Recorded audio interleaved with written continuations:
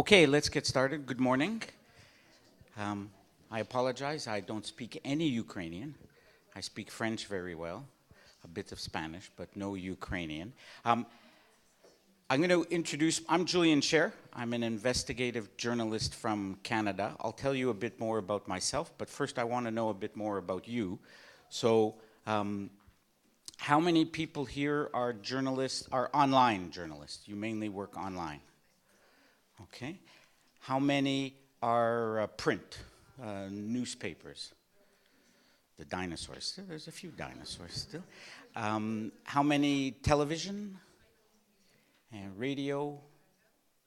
Okay, good. How many of you do the interviews? You're the person who goes and does the interview. You're not the editor or the boss, or you do the interviews for all your work. Okay. And do any of you do live interviews? Interviews that are, you do them and they're broadcast right away. You know, it's not research interviews. You're not performing. A couple? Okay, good. All right. And how many, I have a lot of video of Obama and Putin and one of your former presidents. So a lot of it is in English, of course. How many of you can understand English well enough to follow some of the video? Okay, that's pretty good. All right, and Alina and the other gentleman will translate a lot of it. Okay, we're going to start. We have a long session. It's about 3 hours, I think, with a break in between. Does anybody have the schedule? I should figure out when we have the break, the first break. I think it's 11 o'clock? 11, okay. And we have a lot of ground to cover. It's lots of fun. We're all journalists here, and as you know, journalism is about power. Right? I'm standing here, you're sitting down like you were little kids in a school. So it looks like I have the power. I have the microphone, you don't have the microphone. I have a microphone. He has the microphone, you see? So he's already doing what a good journalist is. He's challenging power. And my whole course today is about how to use the interview to challenge power and make sure you never lose power. So I don't want this to be a lecture where I'm sitting up here talking, and you're sitting like students writing. So what I want, we'll have questions maybe at the end, but there should be questions throughout the whole session. Interrupt anytime. Put up your hand and say, I tried it, it didn't work. Or yesterday I was interviewing the Minister of Tourism and here's what happened. So let's have a discussion, not a lecture, okay? Okay, so make sure you have the microphone for translation and also for filming, I guess. So please interrupt. Let's have a really good discussion and exchange. A lot of you have done interviews that I haven't done that are very hard. You live in a country or you're in regions where it's often difficult. So let's make this a nice exchange. Okay, let's get started. All right. The other thing is, obviously you could take notes, but the slideshow you see here is available on my website. I'll give you the address at the end, so you can have copies of it there. The PDF, not the video, but the PDF.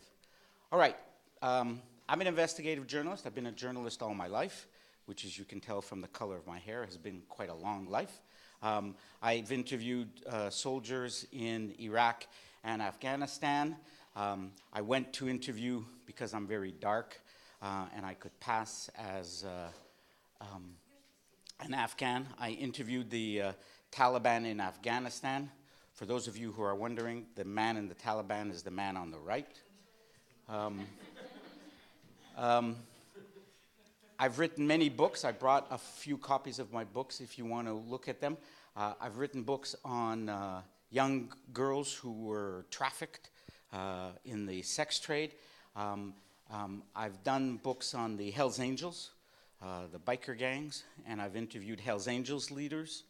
And I've also been interviewed many times on CNN, BBC, MSNBC. And you really realize how stupid journalists can be sometimes if you're on the other end of an interview. We always think we're very smart and good, but if you're ever on the other end of an interview, you see how foolish we can be. All right.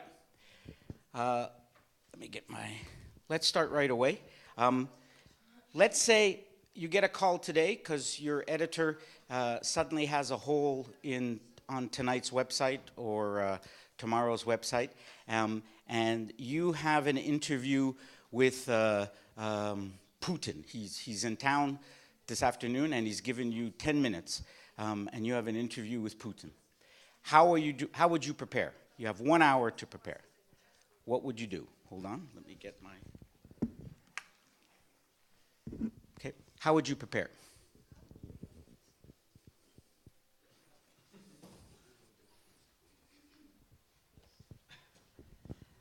Спочатку я прочитаю останні інформаційні приводи, які важливі, і, звичайно, буду задавати тільки найважливіші питання. Якщо це 10 хвилин, це мають бути дуже гострі питання, тому що часу на розкачку немає.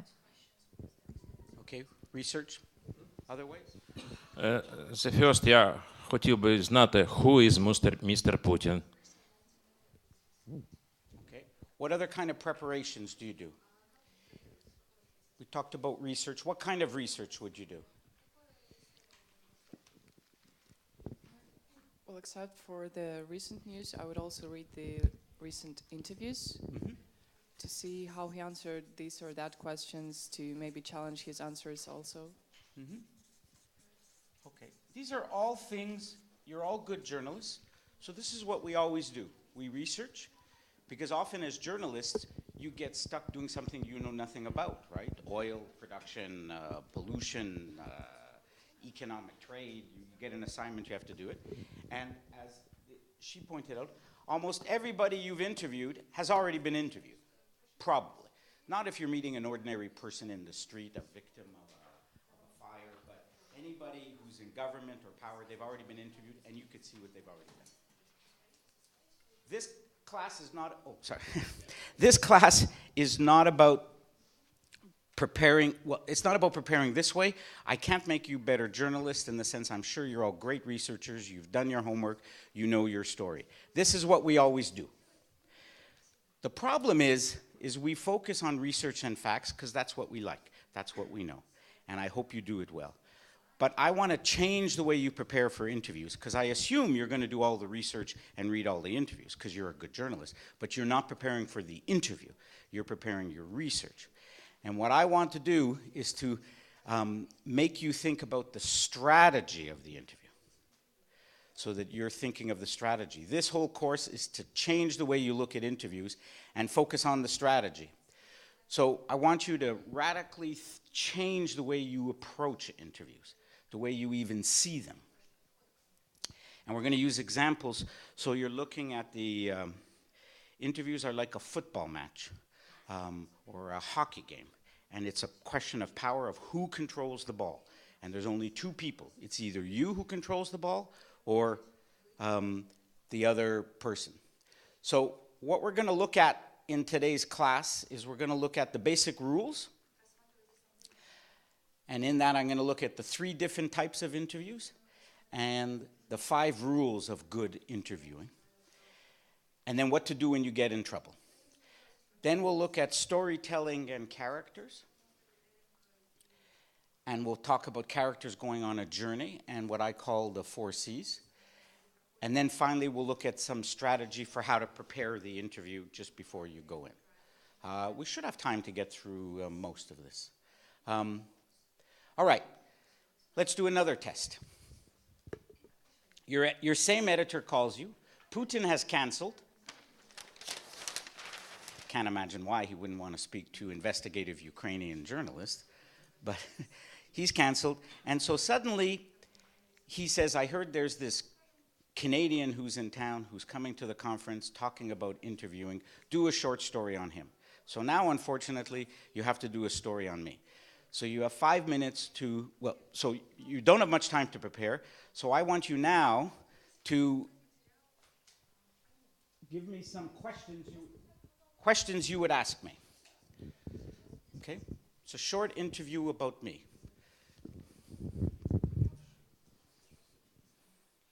Could you please tell us what is Canadian investigative journalism about? Everything is so good in Canada. Okay? What is Canadian investigative journalism? Okay? Another question? I got her. А чи комфортно працювати журналістом-розслідувачем в Канаді з точки зору законодавства вашого? Okay. So a question about laws. Another question? Who paid for your visit? Who? Paid for your visit. Good, very good. Money question is always good. Anything else? Чи є різниця між тим, як працюють журналісти в Канаді і в Україні, і що би ви порадили, як одним, так і іншим? Ну, не знаю.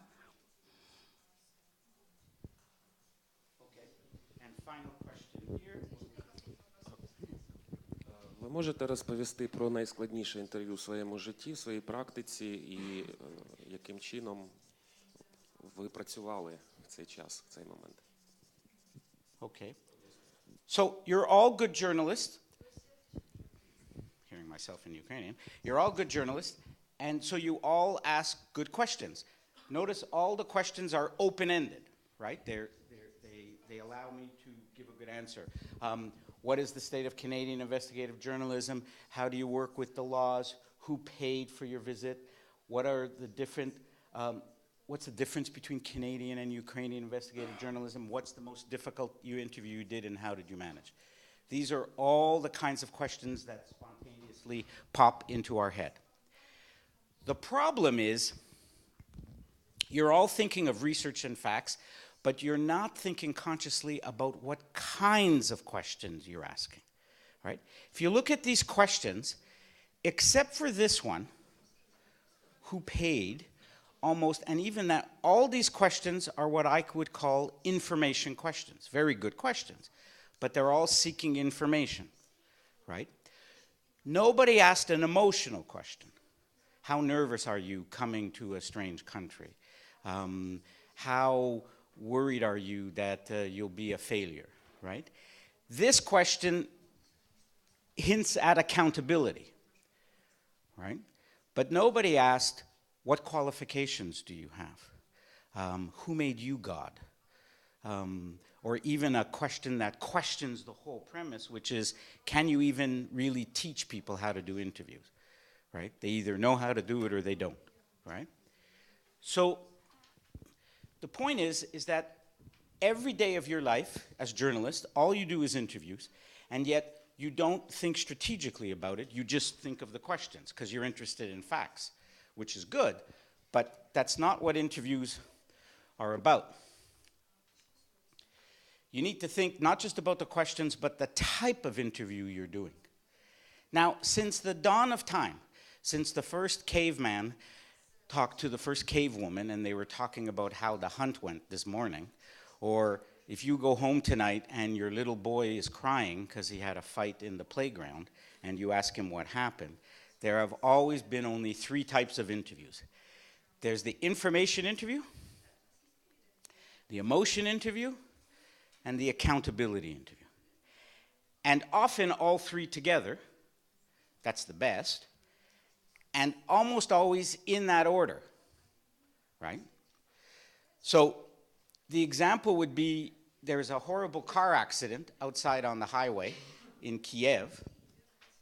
You go and knock on the door and you ask the mother the information. When did you first learn your daughter was killed in the accident? What did the police tell you? What time was it? Where did the accident take place? You need information in order to ask the next questions, which are often emotional. What did her loss mean to you? How much did you love her? What's your fondest memory of her? How sad are you? Right? And then finally, after you've done that, you ask the accountability. How guilty do you feel that you killed your daughter because you were drunk at the wheel? You're not going to start usually with that question. You can't knock on the door and say, how guilty do you feel about killing your daughter? If you only have 1 minute, maybe that's what you ask. But in most interviews, you want to build. So what you have to decide before every interview, if you have Putin this afternoon or me, you have to decide, What percentage of your interview? Are you doing an information interview? Maybe you just do an information interview. There's a big fire downtown, 3 people are dead. You just go out there and want to find out how did it happen, who died. Probably at a fire you want some emotion. How did you feel, how scared you were. You have to decide it's going to be 60% information, 40% emotion. If you have Putin, it's going to be 10% information, probably 2% emotion, considering who he is, and then 88% accountability. So you have to decide, and it might change as you're doing the interview, but decide ahead of time and work it out with your editor or your colleagues. This is mainly an emotion interview with some accountability. This is mainly an information interview with some emotion. Let's see if this works. I hope the video works. This is an interview that a BBC journalist did. It's in Ukrainian, but it has English subtitles, so I could read it, with your former president. And watch how and he didn't take my class. He's just a good journalist, and he thinks that way. Watch how he starts with information, then goes to emotion, and then builds to accountability. Oh, sorry. What was the question? Вопрос был там о страусах, о животных, которые у него жили на даче, страусы. Я так думаю. Yes. The ostrich question is coming later.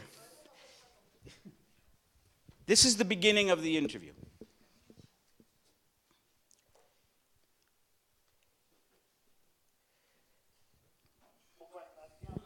Была новость о том, что от вас лишились названия президента в Украине. Как вы к этому относитесь? Ну, во-первых, это абсолютно незаконно, согласно закону Украины, Конституции. И о том, что власть занимается такими вопросами, уделяет сейчас в этот период, тяжелейший период времени в стране, этим вопросам уделяет внимание, говорит о том, что они все-таки понимают, что отстранили они от власти меня незаконно, путем государственного переворота, и сейчас ищут пути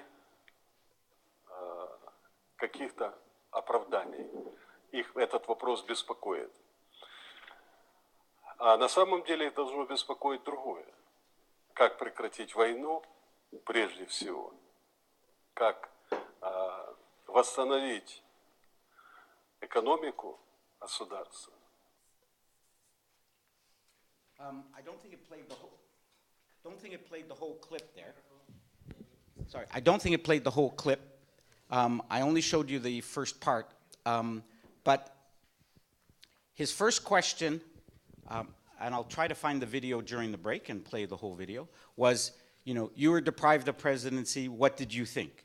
Information, and he answered. He then moves on to, do you still want it back? Which is emotion, and he gets a good answer. And then finally, he asks about the mass killings at Maidan, it's pronounced Maidan, and he says, do you think the Ukrainians really want you back? Those are his first 4 or 5 questions. He does information, emotion, accountability. Right? That's how you have to do it. So that's the first most important lesson. Decide what you're doing. Is it information, emotion, accountability? And do it in that order. Okay. Now, let's move on to the next part. Interviews, by far, of everything you're going to do in your life as a journalist, interviews are going to be the hardest. Because you're going to lose most of the time. Just accept the fact you will lose most of the time because the people you're interviewing are liars. They don't have to tell the truth. They're more powerful than you are. They don't respect your rules while you have to play by the rules. So you will almost always lose. And so a couple of warnings before we start. You will always get the answers you deserve. When my staff, I used to work at Canadian Broadcasting Corporation, come back to me and I say, how'd the interview go? And they say, horrible, horrible. He didn't want to answer any questions. That's like asking a doctor, how did the operation go? Horrible, horrible. His heart was in bad shape, he died. The point is, you can't blame the patient. You're the doctor. Your job is to save lives. Don't blame the interviewee. I was in Somalia during the early wars in the 1990s, before we had cell phones, and we marched through the war fields, and we made it to a United Nations base, and there was a big satellite desk to make a phone call. We got one phone call back home, so I called my daughter, who's now a journalist, but then was 4 years old, and I got on the phone, and I said, "Hello, Miriam, how are you?" And then I said, it's Daddy in Africa. And I said, "What are you doing?" There was a pause. And she said, "Talking to you." Because that's what I asked her. I didn't really mean that. I meant, how are you? What's happening? But I asked her, what are you doing? She answered the question. So if you ask a stupid question, you'll get a stupid answer. You're the one who's at fault. The second big warning is what we talked about before. Every interview is a battle of control. Doesn't matter if you're interviewing a sympathetic woman who was sexually assaulted or the former president of Ukraine. Every interview is a battle for control, and you have to decide who is going to keep control. And the rest of the course, we're going to look at different ways how you will lose control, what errors you will make that will give the football to the opponent. So the question is, how can we ask smarter questions? So let's look at a couple of basic rules for good interviews. The first one, which you all did pretty well, right, is to ask open-ended questions. Open-ended questions means questions that are the 5 W's, in English at least. Who, what, where, why, when. If you ask those questions, you're going to get better answers because they're open. The person can go any way they want. You don't usually want to ask closed questions. A closed question is yes or no, right? So remember that mother who killed her daughter, right? If you asked her, were you sad when your daughter died? She might say yes. End of interview.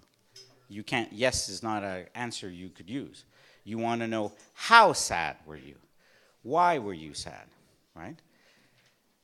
Here's an example. It's in English only, but I think you'll understand it, where the dangers of asking a yes, no question to a little boy. This little boy nearly died by eating bad hamburger meat. So watch what happens when the interviewer tries to ask him a question. Full of blood, and obviously they raised a lot of concern. We took him to the hospital immediately. Elijah, do you remember those days? Yes. I think that I would like to see something done at the federal level whereby ranchers or whoever's responsible for the feeding of the cattle, that there's a system in place whereby, we can guarantee that there's no E. coli in the system. All right, Elijah, do you want to eat steak again? No. Now, that wasn't really what she wanted to know. She really wanted to say how upset were you, how scared of you are eating meat. But she said, do you want to eat steak again? And he says, no, because it's a stupid question. Of course, she recovers and she says, well, what I meant was, how scared are you? But that's an example where if you ask a stupid question, you'll get a stupid answer. Here's a more adult example. This is the transcript. We'll look at it. It's after a basketball game. So the interviewer says, is there ever a point at which you don't think you can come back, right? They're behind the game. And then she says, and what's your mindset? This is the question she wants, right? Mindset in English means, what were you feeling when you were losing? That's not a bad question. But her first question is, was there ever a point in your mind when you thought you couldn't come back? And he, of course, is going to answer no, and the interview is over. So watch what happens. You're down 11 heading into the fourth tonight in this game. Is there ever a point at which you don't think you can come back? And what's your mindset? No. Yeah, so tell me about that. Thank you. All right. So she made 2 errors. We'll look at the second error later. She asks 2 questions, If you ask 2 questions, the interview subject will always pick the easiest, which he did, and she asked a closed question. Was there ever a point you didn't think you could win? He says no, and he walks away. Don't ask closed-end questions. All these rules, I'm going to show you later how you can break them. But you first have to know the rules and learn them, and then learn how to break them. All right, that's the first rule. The second rule, which is what we just saw her do, is don't give people escape routes. If you're interviewing Putin or a corrupt minister or a leader of a trade union, they will always find an escape route. And so these are some of the escape routes. If you ask more than one question, if you give them easy choices, or if you put in an unnecessary adjective or a word that's inflammatory. Experts, like the politicians, know how to grab these escape routes. Sean Spicer, before Sarah Huckabee, used to be President Trump's press secretary. And remember when President Trump fires James Comey, the FBI director, the White House and Sean Spicer put out different stories and basically put out different lies until they're forced to say what really happened. So Sean Spicer is asked about this. These are the questions he's going to be asked by one person. They're going to say, you were involved Tuesday night, you gave an answer, and then he asks, why did you come out with the information that was later contradicted by the president? This is the most important question. Why did you lie? But as you'll see, he asks, the same reporter will ask all these other questions in a row. Can you explain the TikTok? When were you brought in? Who else was involved? Why were the American people given incorrect information? And Spicer will just give a meaningless answer. So take a look at what happens. You were involved in this on Tuesday night as well, giving a blanket answer saying at the time that it was all him regarding Deputy Attorney General Rod Rosenstein. Why did you come out with information that was later contradicted by the president 2 days later? Could you explain the TikTok? When were you brought in? Who else was involved? Why were the American people given incorrect information that night? I don't necessarily believe that that's true, Zeke. There was a decision-making process. The president explained it in the interview process. The bottom line is that the director of the FBI serves the pleasure of the president. The president made a decision to replace. It's a useless answer, because the reporter asked 5 questions, and then President Trump's person is say, I don't think that's true. The president made his decision. If you had just asked the first question, why did you lie to the American people, you have a much better chance of getting a better answer. Don't ask multiple questions. Here's another example from the famous press conference in Helsinki. The journalist, and because of it's translated live at Helsinki, so you're not going to hear very well the first question. The journalist asks Putin 2 questions. Did you want President Trump to win the election? Not a bad question, but it's also a yes-no question. And then the real question, did you direct any of your officials to help him do that? That's the question, right? Did Putin interfere in the election? The first one is not really a great question. But by asking him both, what do you think Putin's going to do? Because Putin did take my class. So watch what happens. There was no collusion. I didn't know the president.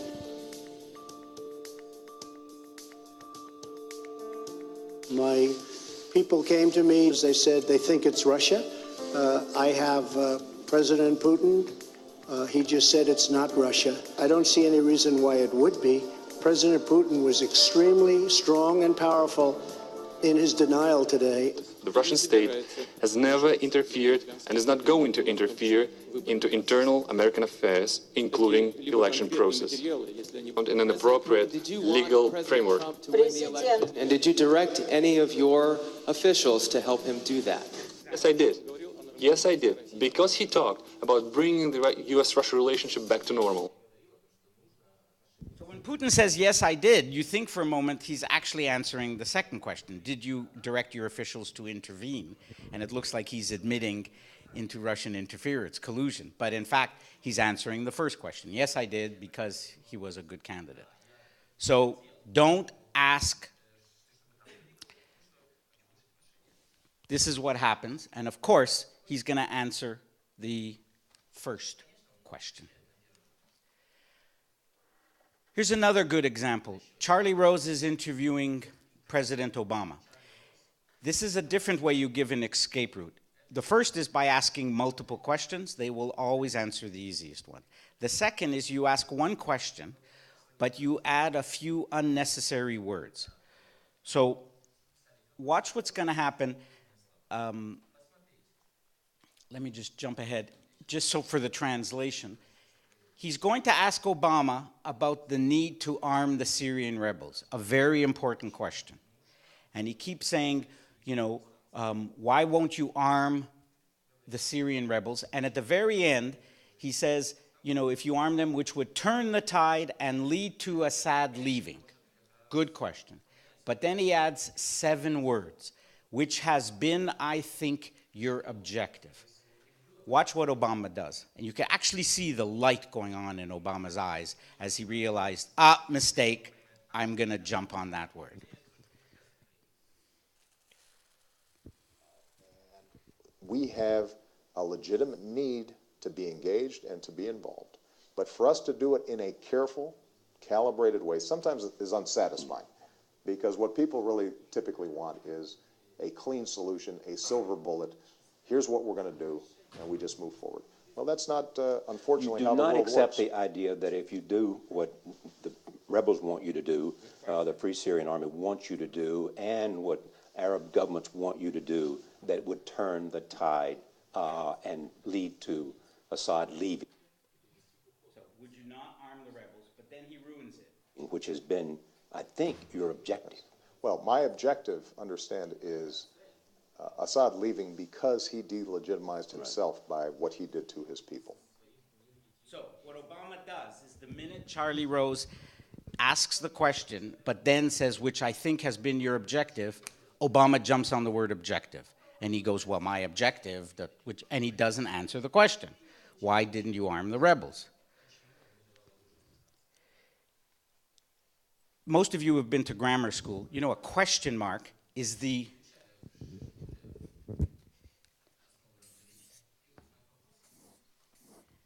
end of a sentence. If a question mark comes out of your mouth and your lips are still moving, you either don't understand grammar or you're asking a stupid question. The minute a question mark comes out of your mouth and you see your lips still moving, stop talking. Either you ask the wrong question, so don't ask that question. Most of the time it's because you're so nervous, you think, well, I'm not sure if that's the right question, so I'll ask 3 or 4 and hope that one of them lands. Stop talking when the question comes out of your mouth. Choose your question, throw your ball, and then see what happens.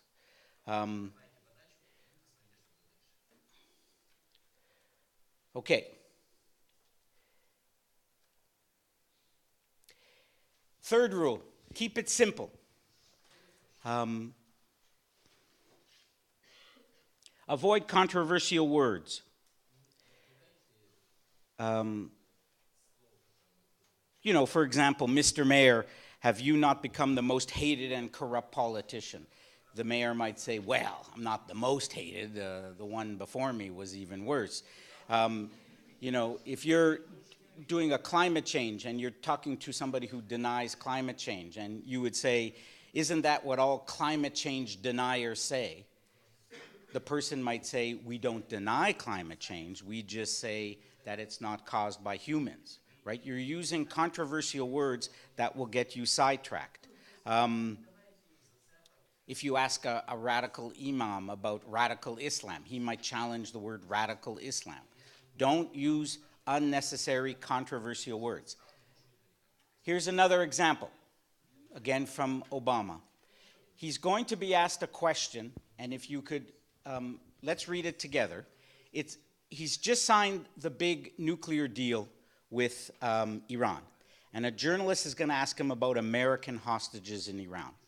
So the question is going to be, as you well know, there are 4 Americans in Iran, 3 held up on trumped-up charges. Can you tell the country, sir, why you are content with all the fanfare around this nuclear deal to leave the conscience of this nation, the strength of this nation, unaccounted for in relation to these 4 Americans? Okay. What word or words do you see there that Obama could jump on because they're unnecessarily inflammatory?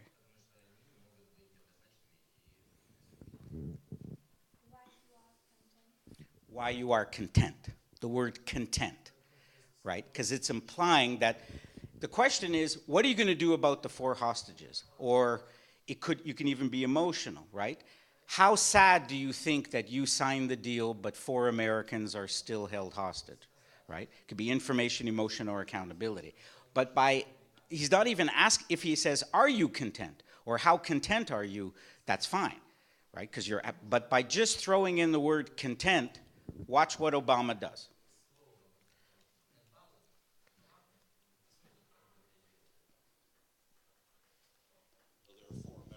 In Iran, 3 held on trumped-up charges, according to your administration, 1 whereabouts unknown. Can you tell the country, sir, why you are content with all the fanfare around this deal to leave the conscience of this nation and the strength of this nation unaccounted for in relation to these 4 Americans? I got to give you credit, Major, for how you craft those questions. The notion that I'm content as I celebrate with American citizens languishing in Iranian jails?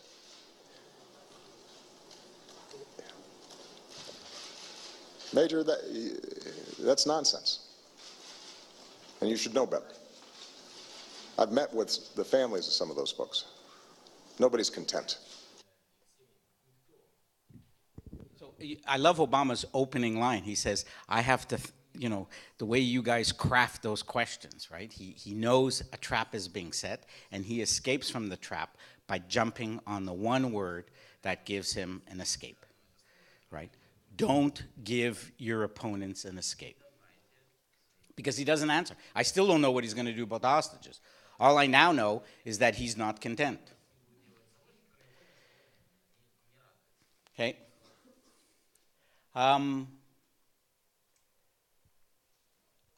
Okay, we're going to skip this example. Okay, 4th rule. The worst question is not asking a question. Too many journalists think you're smarter than the person you're interviewing, and you might be. You might be interviewing a corrupt minister, an organized crime thug. You might know much more about the subject than he or she does, but the goal of the interview is not to prove that you're smarter. The goal of the interview is to win and get the information you need, the accountability you need. Do not get into a debate. Do not make statements and start arguing with your guest, because you will always lose. Why will you lose? Because usually Obama or Putin or whoever you're interviewing is actually smarter than you. 2, they usually know more about the subject than you do. But most importantly, they don't have to tell the truth. They could say whatever they want. You have to tell the truth, and you also can't give your opinion. So you're getting into a debate with one arm tied behind your back. Tonight, if you want to debate Crimea with a friend, go and debate Crimea. But if you're interviewing Putin, you can't debate Crimea with him. You have to ask him tough questions. Your job is not to debate, because you will always lose. Now, debates are fun. Here's what we're going to look at. They're fun to watch, but they're useless. We'll look at how statements can kill the pace of an interview, and I'll show you how statements can always be used against you. Here's an example of a debate that gets out of hand in the Arab world. I was just training in Jordan. انا اخص لا لا لا لا لا انت اللي بدأت شاكر شاكر انت اللي شاكر يا اخوان انت اللي بدأت لا يا انت اللي بدأت يا سيد لا لا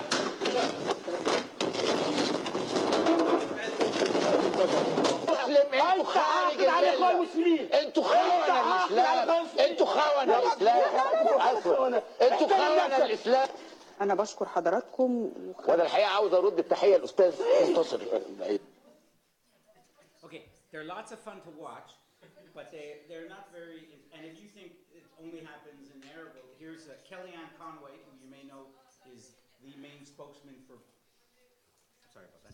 Kellyanne Conway, who's the main spokesman for Trump, is on this very famous CNN show, and they're not throwing tables, but you get kind of the same result. I'm going to hound It's you not all about day long. disagreeing with the president or agreeing with the president. It's about holding him to account for what he says and what he does. Okay, but you know what? Hold him up when he does things like his ICE deport a 95-year-old Nazi who's responsible for many, many deaths. When you refuse to tell the truth to the American people, you surrender the right to get applause. Why did other presidents say that they were going to do that, not do that? Why did other presidents say, I'm going to move the embassy to Jerusalem and fail to do that? There's plenty going on in the country and in the world that needs attention. But I will tell you this now, and I make it to you as a promise, all right? As you know, nobody works harder than we do to do this job, all right? Who? You? In this place, on my team, in this shop of CNN. We work very hard to tell people what is true and to test for humility. power. But Chris, let me just have a word outworks about us that. every day. Okay, I'm but telling you let me this. just have a word about that. All I mean, I wanted to tell you was that you need to own the truth. Most of the time. I sound like a scold. The truth, the truth, you the truth. called me. I haven't been called Christopher since I was in kindergarten. Wait a second. You say it in a condescending fashion. I never say anything to you about it. It's Listen, friendly. we know what it is, and I'm saying that's your style. That's fine. I gotta go now. I'm sorry. I'm out You of call time. us all I gave you liars more time than anybody else would. Except me. No, you gave yourself a lot of time because you talked pretty much the entire time. I don't think that's true. I'll give you a word count at the end. But Christopher, look, well, the guest should have many more words. You know that. No, I don't. I think that the job is to test power, and if you won't answer the... If you caught that last part, it's actually interesting. She says, I think the guest, you talked way too much, the guest should always have more words. And he actually says, no, I don't. And I actually agree with her. I mean, I want to hear the guest. If you're interviewing Putin, whether you agree with him or not, I want to hear Putin. I don't want to hear you. Debates are almost always useless. Debates can also kill the pace of an interview or statement. Sorry, not just, that was a debate, just making a statement. Watch what happens. Charlie Rose, again, is going to be interviewing Obama, and watch, you don't even have to understand English to just see what happens. Watch the length of this question, and even Obama can't figure out what Charlie Rose is trying to say. Unless you've been involved in those conversations, then it's kind of hard for you to understand the complexities of the situation and how we have to not rush into one more war in the Middle East. And we've got, unfortunately... But that's why people think you're hesitant, because you do not want to get involved in another conflict, having extricated the United States from Iraq and also soon from Afghanistan. Charlie, that the idea of another conflict and getting involved in a war that has real significant Sunni Shia implications and could explode into the region, you want no part of that, even though there has been a turn in the tide in Syria with the Assad regime and the Assad army with the help of Hezbollah doing that. Charlie, that shouldn't just be my concern. That should be everybody's concern. So, my clicker went. Let me see. What happened? Here it is. Yeah, so, you know, that's actually a good question, right? Obama has been criticized for being too much of a pacifist, being afraid of a war. That's a good question. Are you so afraid of a war you will let human rights abuses go by? That's a good question. But just to go on and on and on and on and on to make a statement, it just kills the pace. The other problem with making statements is that a smart interviewee will turn it against you. This is a long encounter. It's only in English, and I don't have a transcript, but it's fairly slow for the translators. This is very apropos for you right now. Your president declared martial law, and then there was a debate, and right now I believe it's only martial law in the border areas. In my country, which is a democracy, back in 1970, It was the only time martial law was declared in Canada by the father of the current Prime Minister. Before Prime Minister Justin Trudeau, we had Prime Minister Pierre Trudeau, a liberal. He imposes martial law because it was the only time we had a terrorist attack. There was a terrorist group in Quebec, kidnapped 2 politicians, would eventually kill one of them. So there's martial law, and in Canada, we're not used to seeing soldiers. There are soldiers everywhere. It's quite a tense time. And the Prime Minister, this was a much more free time back then, so he walks by himself, no security guards, no PR person.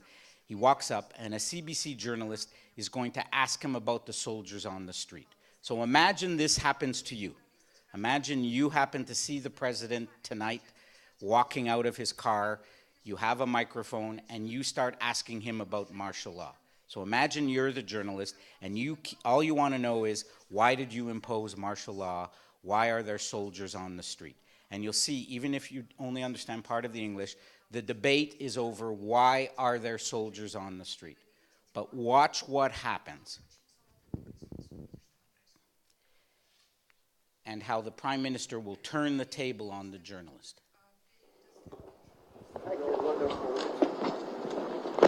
Sir, what is it with all these men with guns around here? Haven't you noticed? Yeah, I've noticed them. I worry you people decided to have them. What's your worry? I'm not worried, but you So seem if you're to not be. worried, what's your... I'm not worried. I'm worried about living in a town that's full of people with guns running around in it. Are you? Have they done anything to you? Have they pushed you around or anything? They've pushed around friends of mine. Yeah? What were your friends doing? Trying to take pictures of them. Aha! Is that against the law? No, not at all. Doesn't it worry you, having a town, that you've got to resort to this kind of thing? No, it doesn't worry me. I think it's natural that if people are being abducted, that they be protected against such abduction. What would you do if a Quebec minister, another Quebec minister, were abducted, or a federal minister? Well, but isn't that one of the... Is your position that you should give in to the 7 demands of the FLQ? And Who's interviewing who right now? Not at all. My position is completely the opposite. What is your position? My position is that you don't give in to any of them. All right. But you don't protect yourselves against the possibility of blackmail. Well, how can you protect everybody that is going to be a possible target without a much bigger military force, without putting somebody on everybody in the country, turning it into almost a police state? So what do you suggest? That we protect nobody? How can you protect them all? Well, you can't protect them all, but are you therefore arguing that you shouldn't protect any? Well, that's right. That's your position? Right. All right, so Pierre Laporte wasn't protected and he was abducted. If you had hindsight, would you not have preferred to protect him and Mr. Cross? Well, it's second guessing is pretty easy, but you can't all do right, it. But I'm asking you the first guess now. No, because it's impossible. Would have been impossible to protect cabinet ministers of the provincial government or diplomats? I would suspect so. With all the diplomats there are in this country? Ah, we got a big army. You're going to use it up pretty fast at this rate. What do you mean at this rate? What, 6 and 7? So, if you actually count the first 19 questions, 18 of them are actually statements or answers, and the first 19 answers by the Prime Minister are actually questions, right? He completely turns the table around. Now, what should you do if you got an interview with your president tonight and you asked him about martial law and he did the same thing? You said, why do you have all the soldiers? And he said, well, what's your problem? Were any of your friends, did they bother any of your friends? How should you answer?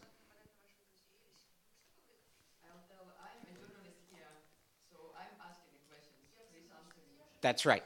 There's only one answer when somebody turns the table. It's, I'm a journalist. What I think doesn't matter. Nobody cares what I think about.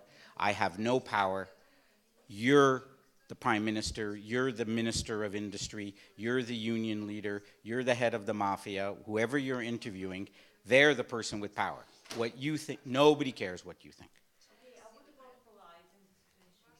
Politeness? You can be very polite. You can say, with all due respect, Mr. Yeah, you could say, with all due respect, Mr. Prime Minister, what I think makes absolutely no difference. I'm just a journalist. People want to know what you think. I have no power to declare martial law. I'm not even in Parliament. I can't even vote. A member, in Parliament, they could have a debate because the opposition member could say, I have a right to my opinion. Your opinion does not matter. When they turn it around, it doesn't matter. I want to see if I use this example. No, let's skip. Here's an interesting, again, what's going on is you don't even have to understand the English, just look at the body language. When you actually do get into a debate and you realize the person is not answering the question, watch what Anderson Cooper does. This man, Stephen Miller, is one of the main spokesmen for Trump on economic issues. And in the long interview, he's just refusing to answer the question. Now, this only works if it's live television. You can't do this in the middle of your interviews because you still need the information. Jake, the president and the White House. The reason why I want to talk about the president and the White House. The reason why I want to talk about the president's experiences, what I've seen with him traveling to meet dozens of foreign leaders, with his incredible work. Okay, you're not answering the questions. No, I understand. You have 24 hours a day of anti-Trump material. You're not going to give 3 minutes for the American people to hear the real experience of Donald Trump. There's one viewer that you care about right now, and you're being obsequious. You're being a factotum in order to please him. Okay. And I think I've wasted enough of my viewers' time. Thank you, Stephen. As Republicans, lawmakers call for Attorney General Jeff Sessions to resign in a major reversal. So it's great, right? Because he's saying the only person you're answering questions to is President Trump. Okay. The final rule is listen, listen, listen. It's amazing how bad most journalists listen. You're so concerned about the question that when the person is answering, most of the time you're not really listening. You're either worried about the next question. If you're on television, you're worried about how your hair looks. Or you're worried, I'm not getting the answers. What am I doing? Why isn't he answering? And you're not actually listening to to what's being said. And you have to listen for many reasons, but the two big reasons you want to listen is the minute your interview subject uses a certain word, it's now fair game.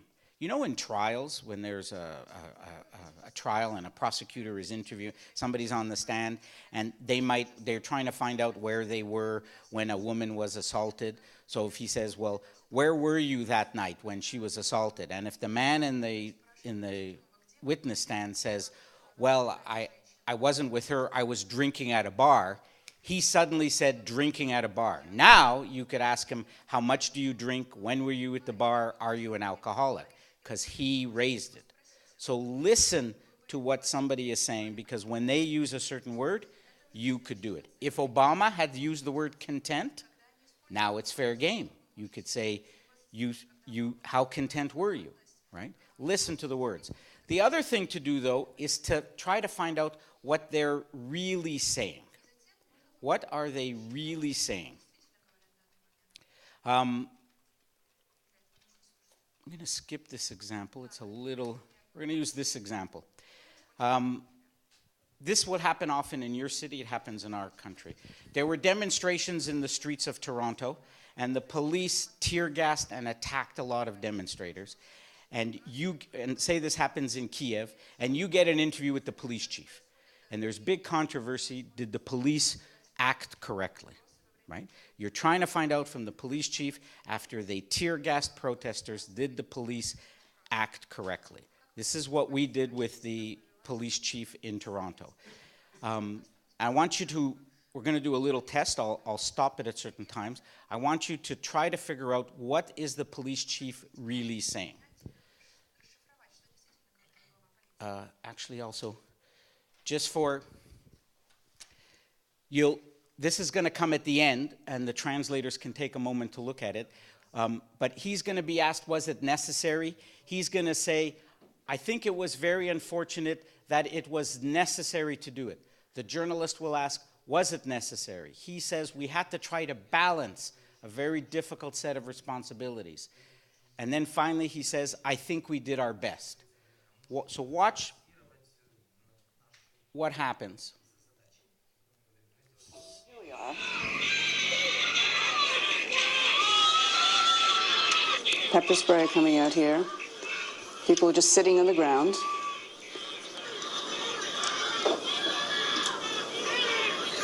You can hear people, where do I go? Now here we're going to see some rubber bullets, or hear some rubber bullets. Was that acceptable to you? Well, I have to tell you, I look at that and say that that matter clearly has to be investigated. It's not clear to me from the video that you just showed me what the justification would be for the use of that force, and so the matter needs to be thoroughly investigated. And people are in our business held accountable if they use a force for which they can offer no reasonable justification.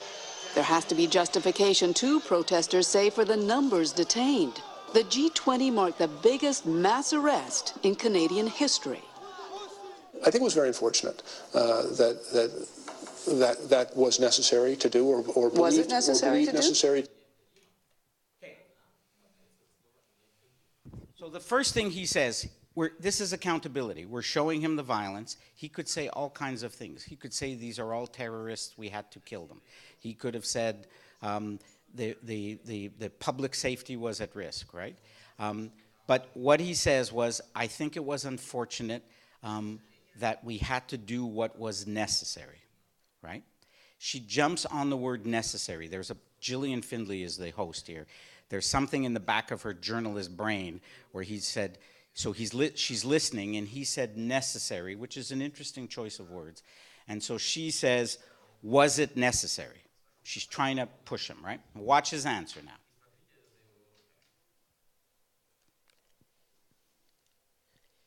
It's difficult to say in every case, and we're investigating those cases where complaints have been brought forward, and I think there was more than ample evidence that there was a very real threat of an ongoing breach of that peace in the city of Toronto, and we had to try to balance a very difficult set of responsibilities. Did you get? Here we are.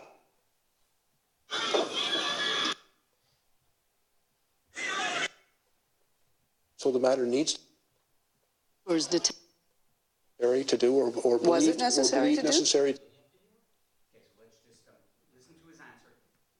It's difficult to say in every case, and we're investigating those cases where complaints have been brought forward, and I think there was more than ample evidence that there was a very real threat of an ongoing breach of that peace in the city of Toronto, and we had to try to balance a very difficult set of responsibilities. He says it was very difficult. We have to balance a very difficult set of responsibilities. What do you think the police chief is saying? She's asked, was it necessary? And his answer was, we had a very difficult choice, and we had to balance a very difficult choice of responsibilities. What's he saying?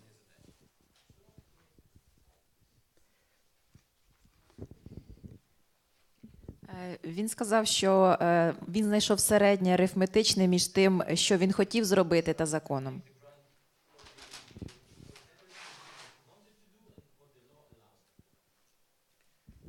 Okay, what do other people think? What's he saying? Those are his words. She has the right interpretation of his words, right? He's saying we had a very difficult situation, and we had to balance a very difficult set of responsibilities. Those are his words. What I'm trying to get you to think of is, what's he really saying? Я думаю, що він цим самим визнав те, що був наказ стріляти.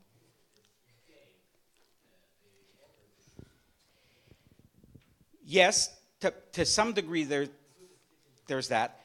Remember, the issue here, the central issue we're trying to get at is, did the police behave correctly or not, right? He uses the word necessary. She says, was it necessary? He could have said, absolutely it was necessary. These were dangerous terrorists, right? He didn't say that. He said, we have to do a very difficult job of balancing responsibilities. So watch what she does next, right? He just said, we have to have a very difficult balance. Did you get the balance right? 8 months later, can you say you got the balance right? Well, I think 8 months later, we're still determining whether or not it was absolutely right. I think we did our best. So, first she said, was it necessary? He kind of says we had a difficult balance to make about our responsibilities. She jumps on the word balance. She said, what's he saying? So she said, did you get the balance right? 8 months later, did you get the balance right? And he said, I think we did our best. What's he saying? What's he really saying?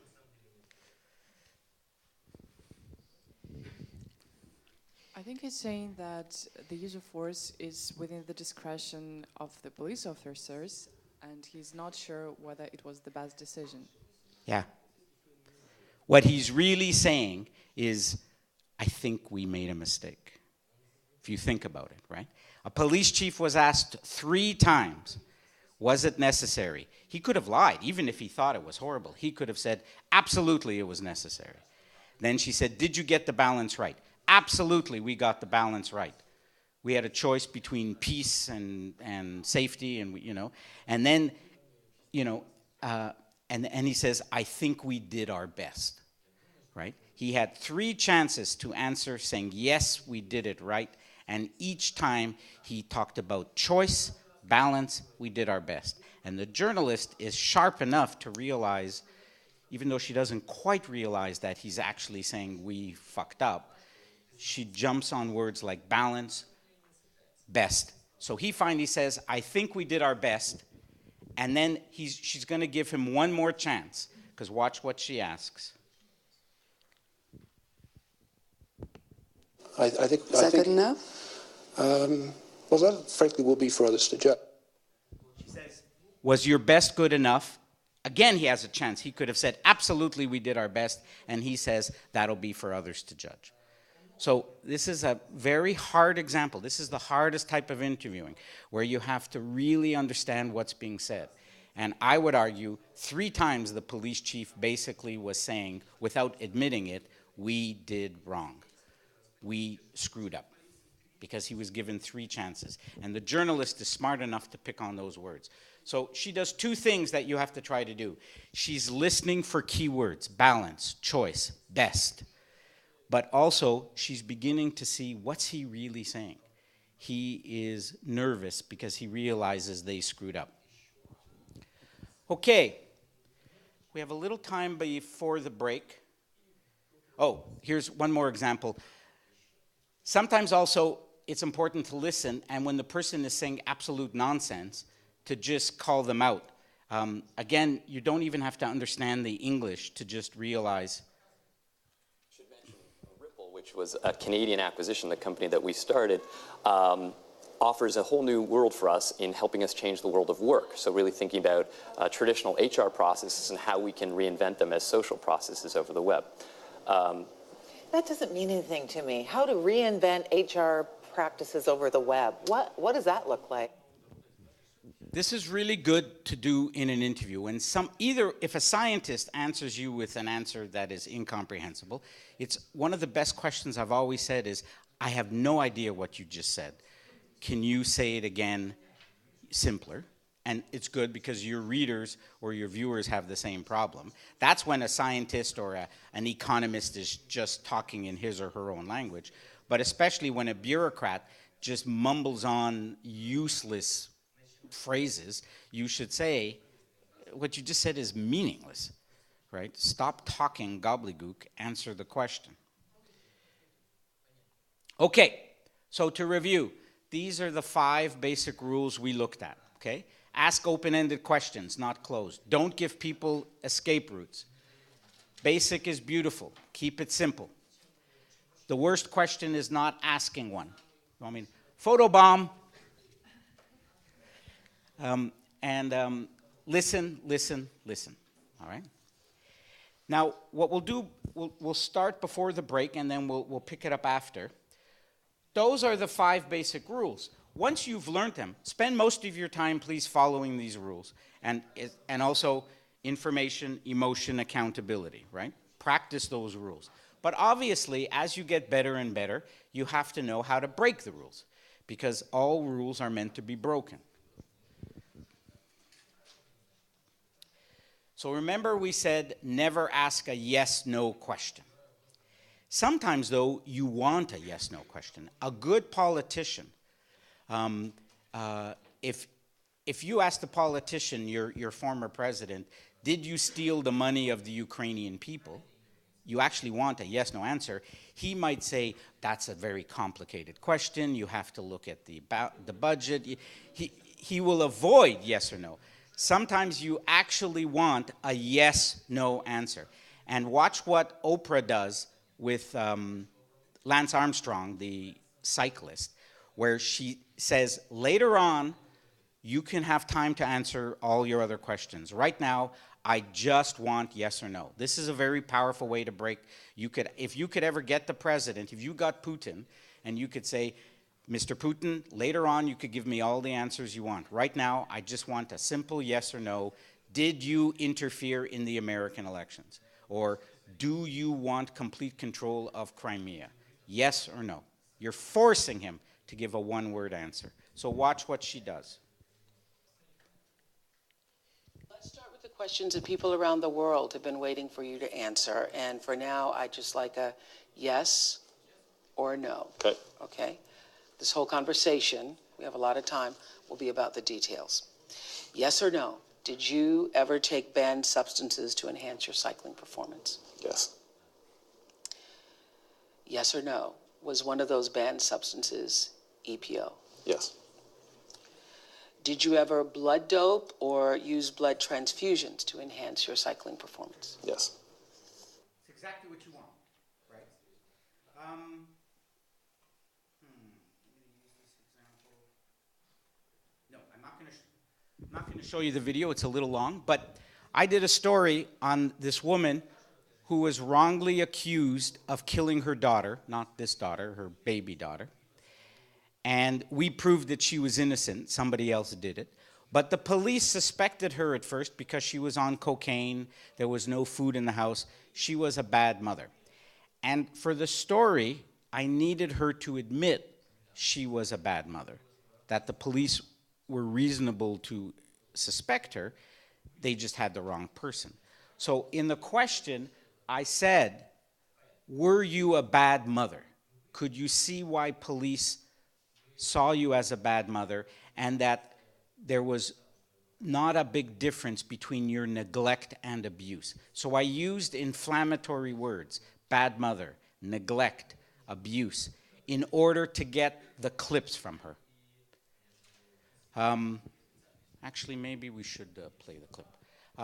So I'm going to show you the two clips from her. Actually, no, I'm not going to. Change my mind. Okay, she wants. Okay. No, I'm not going to show it, just because we're a little short of time. Okay. Watch here how the BBC journalist is going to use the word tragedy, right? So again, remember Obama, content, right? Inflammatory word. But here, the BBC journalist uses the word tragedy in order to get an answer. Это все трагедия или историческая справедливость. Это трагедия или историческая справедливость. Это, конечно, трагедия украинского государства. Конечно, трагедия украинского государства. So, again, I don't care whether you agree with the former president or not. By asking, by saying, was it a tragedy, or what was his words again? Yes. He says, was it a tragedy or historical justice? He's breaking a rule, right? He's giving him a choice, but he wants to, because he then forces the former president to use the word tragedy. Now he actually has the quote, tragedy. So if you're careful, you can break the rule. Remember we said don't make statements, right? Remember what happened to the journalist who made a statement with Prime Minister Trudeau about guns on the street? It's turned against you. Watch what happens during the election. President Trump is accused of making nasty remarks about his opponent's wife, how beautiful she is, or how ugly she is. And watch what Anderson Cooper does. Just the last question before we do, I got to ask you about this back and forth between you and Senator Cruz about wives. After saying that you were going to spill the beans about Heidi Cruz, you retweeted an unflattering picture of her next to a picture of your wife. I thought it was a nice picture of Heidi. I thought it was fine. Come on. I thought it was fine. She's a pretty woman. You're running for president of the United States. Excuse me. I didn't start it. Oh, but that's, I didn't start it. But sir, with all due respect, that's the argument of a 5-year-old. I didn't start it. No, it's not. The argument of a 5-year-old is he started it. You would say that. That's the problem with our country. Every parent knows a kid who says he started Excuse me. Right? What he did was, Trump starts saying he started it, and Anderson Cooper, like every normal human being, it pops into his head. He said, that's the argument of a 5-year-old. It's a statement, but everybody watching at home is thinking the same thing. That's the argument of a 5-year-old. So he just makes a statement, and it works, because it forces Trump on the defensive. Okay, here's another example, making a statement to effect. It's during the Helsinki conference. And the question is, just now, President Putin denied having anything to do with the election interference. Actually, Putin didn't, because you never asked the right question. And then he said, every intelligence agency has concluded that Russia did. He's making a statement, right? He's saying every intelligence, it's very carefully crafted, but every word in that statement is true. And then comes the question. My first question is, who do you believe? My second question, with the whole world watching, tell President Putin, would you denounce what happened in 2016, and would you warn him never to do it again? So, not great, because it's 2 questions, but they're still both good, they're both the same, and he's included the statement. Everybody says Putin did it. Will you now denounce him? Trump gives a very long answer. This is going to be Trump's answer, and we're going to have to listen to all that long garbage about the FBI. But in the end, we're going to get to the most important answer Trump has given at the news conference, where he says, I don't see any reason why it would be. This is where he basically defended Putin. So,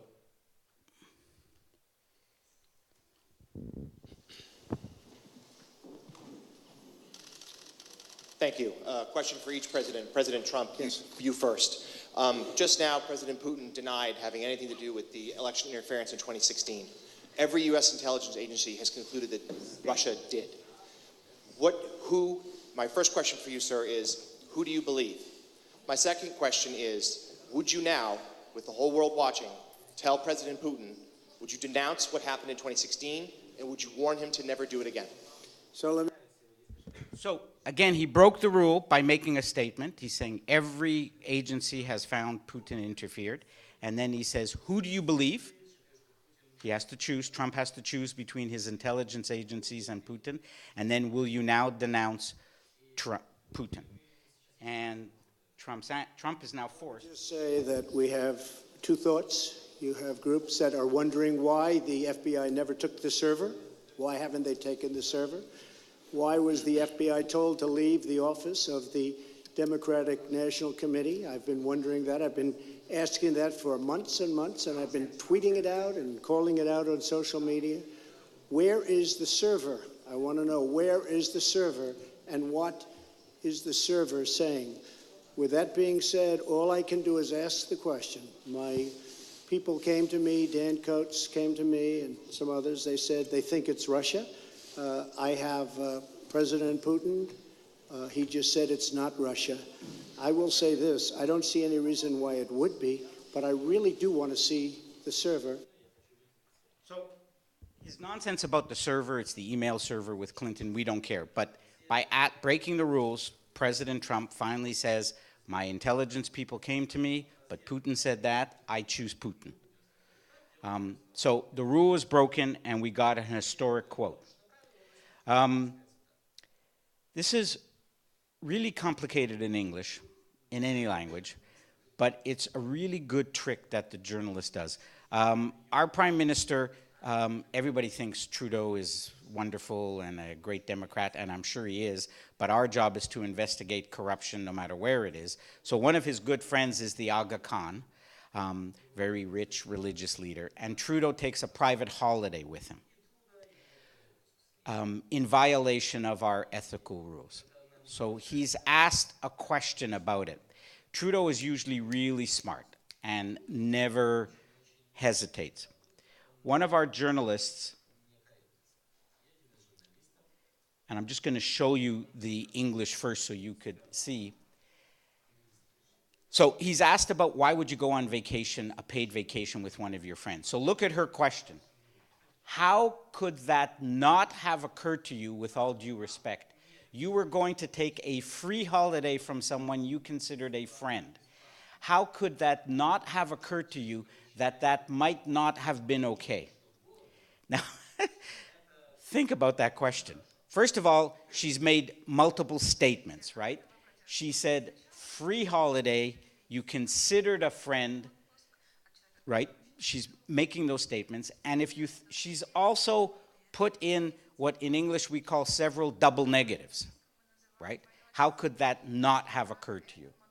What's brilliant about that question is it forces the Prime Minister, he either has to say, I never thought about it, in other words, I'm an idiot, or I did think about it and I made the wrong decision, right? There's very hard for him to get out of that question. So watch what happens.